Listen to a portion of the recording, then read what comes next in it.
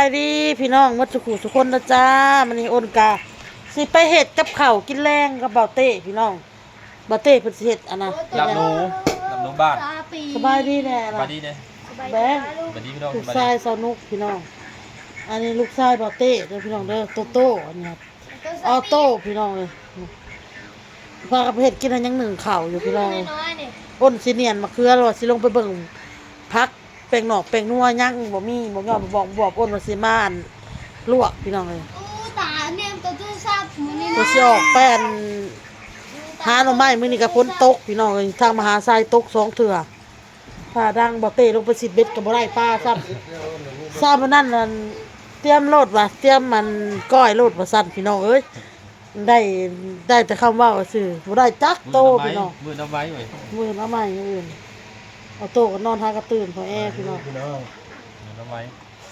รถติดนะรถอันน่ะขวางทาง รถติดอยู่จ้ะ เอ้าแต่เบรก มือเราตำกันบ่ บ่มันเบรกบ่อยู่ เออฝนตกเนาะฝนตก เบิ่ง เลย พ่อ มันทางมันลื่น เออ มันบ่ล้มรถ ผู้ใช้นี่พ่อ ทางเมื่อแคกๆนะ ใช่เลย บ่มีนะทางไปนี่เมื่อตะแคก เบิ้งคนเบิ้งของหูรถ บ่แม่นทางตะแคกนี่พ่อ แต่หาบ่เมื่อกินข้าวอยู่ว่างเพลงนี่นั่นนี่แหละ มันมีอันไหนนะ ใบบุญใบบุญมาพี่มาสบายดีทูดูลูกตุทู แล้วก็ตื่นนอนใจอย่างง่ายเนี่ย ทูสบายดีไดทู ถูไว้ลูกถูไว้ ทูให้ได้เป็นอยู่บ่พอเฮ็ดเป็นอยู่บ่ ถูไว้ลูก ทูลูกฮะ ถูไว้ ทู ถูไว้ ถู บ่เฮ็ดบ่อยากเฮ็ด บาดนี้ ทูบ่อยากเฮ็ดเฮ็ดคือกันออโต้คือกัน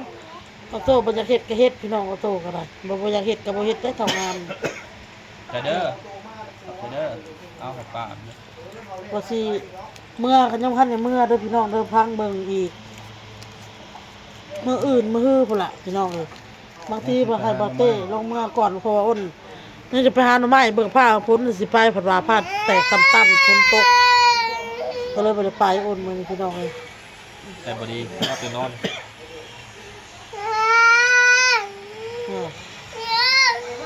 ใบบุญน่ะใบบุญน้องเพิ่นบ่อยู่พี่น้องเอ้ยพ่อเพิ่นเอาไปเลี้ยง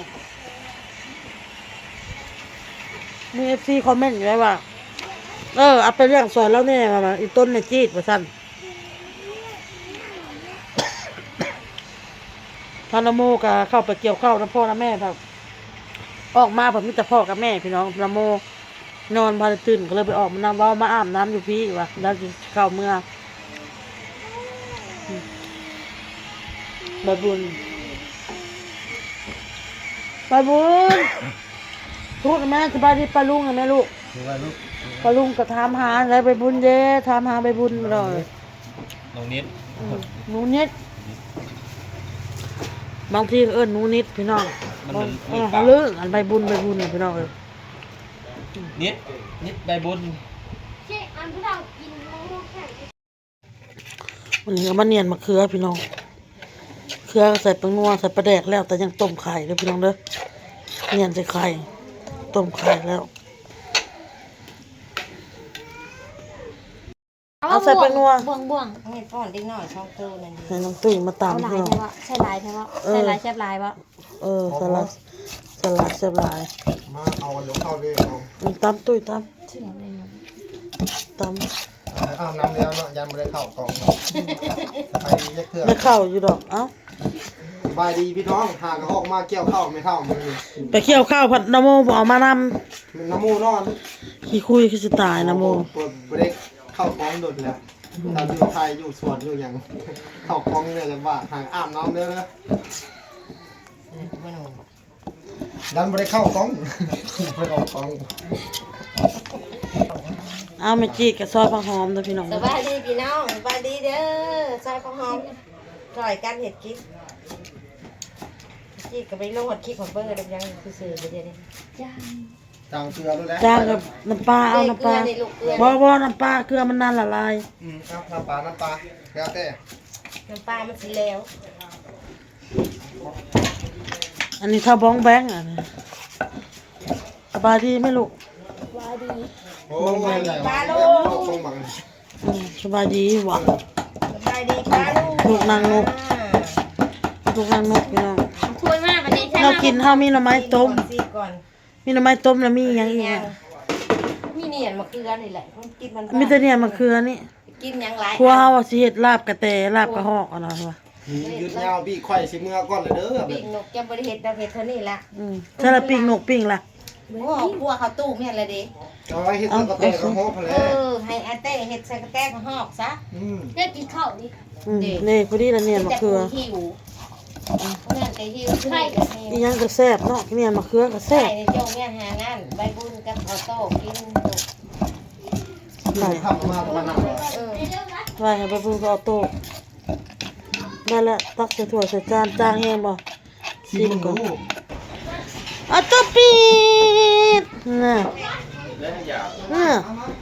ลาดเด้อปลาลาด ยา ลาดนะนี่ฮะลาด ตึ้ไปลูกมาไปสบายดีพี่น้องมาต่อบ่ ส เต้ บายดีพี่น้องสบายดีมาทำอาหารก่อนสิกลับบ้านพี่น้องมาที่บ้าน บ่เต้กลับมื้อนี้เนาะบ่เต้เนาะบ่เต้กลับมื้อนี้อ้นน่าจะกลับมื้ออื่นเบิ่งก่อนพี่น้องเบิ่งรถเบิ่งล่างเนี่ย อาหารบ้านๆก่อนพี่น้องก่อนจับนี่กองเสียกันนุ่งอยู่บ่ส่งฮะ นี่ลงแต่ก็บ่เห็นเลยดึงเสื้อลงให้ก่อนเลยบ่เห็นแล้วบ่เห็นดอก อาหารน้ำแล้วบ่ แล้วก็อาบน้ำแล้วพี่น้อง2แม่ลูกบ่เต้เพิ่นเฮ็ดกินข้าวแล้วเอ้า เมื่อยบ่เมื่อยบ่แน่ บ่ให้ความร่วมมือเลยพี่น้องเลยเอาโต๊ะกันนะ เชื่องแม่แน่ของพวงของ ติดลิขสิทธิ์ได้ของไว้นะ แดงเลยเนี่ย กระหอกพี่น้องบ่เต้เสร็จมาไปพอเฮ็ดกินมึงมาออกมานอกไปลูกไป ไปตรงไหนไป ไปเบิ่งชับปะ ไปชับไป เบิ่งชับปะ มึงชับนก หยั่วพี่น้องเอ้ยหยั่วเอา มึงชับนกปะ ไปทุให้บอกให้ทุทุเออ แล้วมันนี่ตู้ ทุ ดูไว้เลยตู้ ทุเออไปให้พอเฮ็ดกินนี่บ่ได้กินแล้วนี่ฮะ ไปบ่อยกินกันไว้ ไป ตู้ น้องขี่ตัวมาขี่ลูกขี่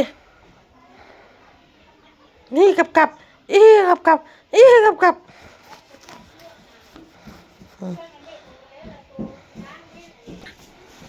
เอ้า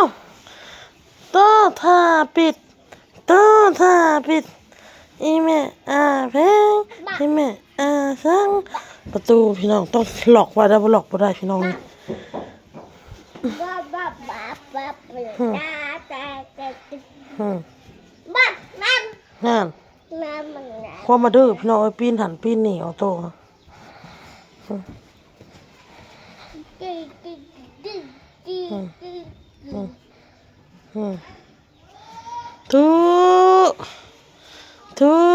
ทุปะลุงแล้วทุญาทุ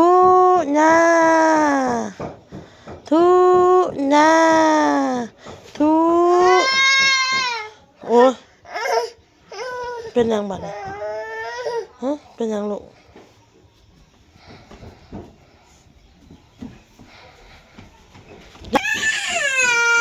หนักลงพี่น้อง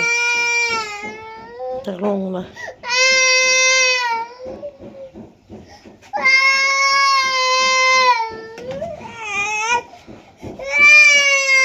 บ่ลงได้อุ้ยได้หาอุ้ยได้คันลงแล้วก็ย่างไปทุกที่เท่ากันแล่ไหลเอาออกทางคันลงไปพี่น้องคันอยู่เพื่อนใครแน่น่ะไปละพี่น้องไปละเด้อพี่น้องเด้อออโต้แอบซอละพอสงสัยบักหลาอยากนมเลยไปกินมมปะมปะแม่เอานมให้กินปะ